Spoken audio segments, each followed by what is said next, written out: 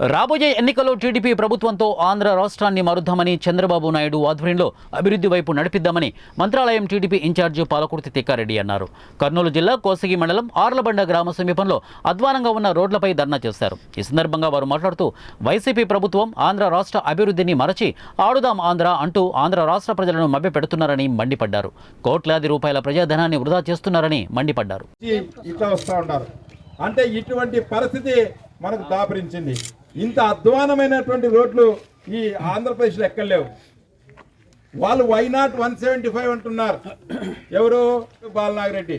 అంటే 175 సీట్లు మాకు ఎందుకంటే ఇంత అభివృద్ధి చేసినారు కాబట్టి ఎట్లీరప్ప 175 200 కూడా ఇస్తారు సీట్లు.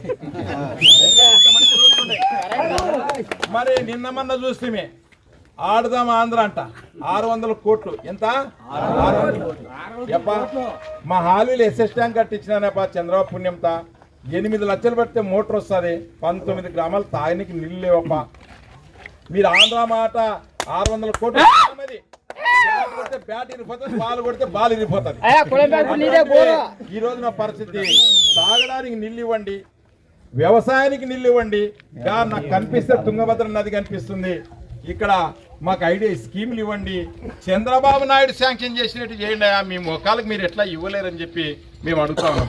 ఇంత మంచి రోడ్డు ఇది బ్రిటిషర్స్ కాలంలో వేసినటువంటి రోడ్డు ఇది.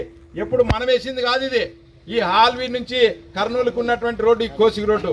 అటువంటి రోడ్డు బాలనాగిరెడ్డిని 3 సార్లు గెలిపిస్తే ప్రజలకు ఇచ్చిన బహుమానం ఈ డాంబర్.